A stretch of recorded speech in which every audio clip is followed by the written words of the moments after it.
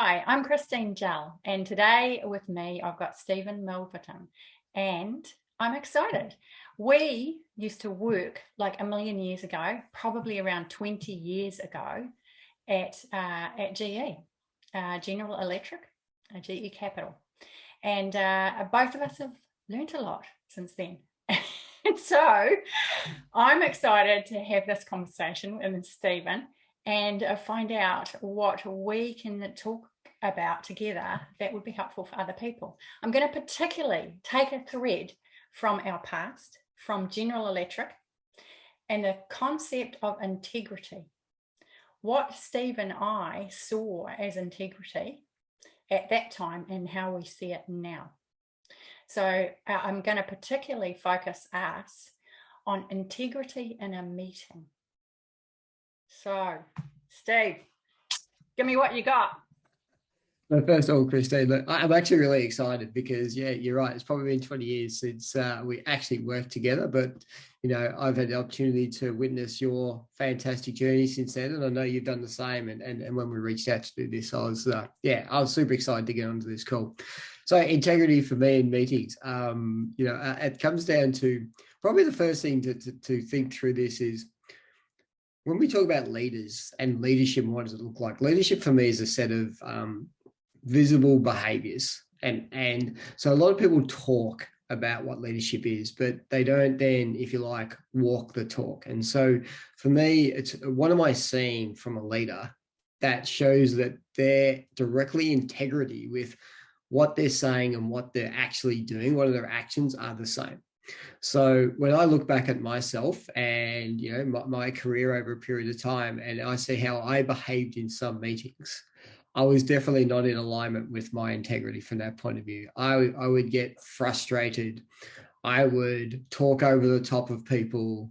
I would actively disengage in meetings, and my body language would show all those sorts of things. So if I had a team that were looking up to me as being a leader for them, and they actually got to witness those actual behaviors, it'd be fair to them to say, is this a guy I really want leading me? Is this something that I really want to be taking place around me? So I think that's the thing when we talk about integrity. It's that alignment between what's coming out of my mouth and what am I saying, and what could be witnessed if I didn't know that I had a camera on me.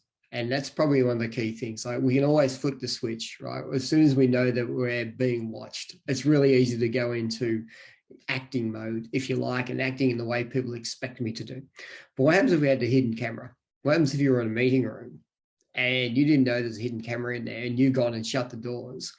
How are you acting as a leader? Like, what's actually taking place in that room? And if someone was actually replay that back later, would you be proud of how you acted? And what would your team actually think? And what would be their feedback? So that's probably, you know, my initial viewpoints about, you know, where we are with the, I suppose, integrity and what can take place within the room. And I put my hand up and go, absolutely, there'd be times that the hidden camera would have caught me doing some very, very poor behaviors and some behaviors that I probably wouldn't be proud of. But as you said, in 20 odd years, we get to grow, we get to reflect on our careers and our lives. And we're in a position now to probably look back and give back to people and say, here's something for you to maybe think about. Yeah, I love what you're saying. And I think we can look back and be so harsh on ourselves. Should have done this, could have done this. Why didn't I?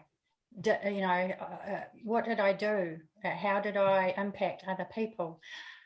And there's another way of approaching that, and that is, I think it's a bit missing at the moment in leadership. There's a lot of blame, a lot of toxic culture talk, and leaders are getting bombarded by, you know, you should be doing this, or you can't do that, don't do this for your employees.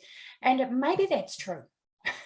But what's also true is that leaders are doing things, and certainly at GE, I was doing a lot of talking over people or trying to get my point across because I was doubting myself a lot. It was about me and what was coming out of me that was a challenge. If I was able to be in the moment, catch myself and go, why am I talking louder? Maybe I'm excited.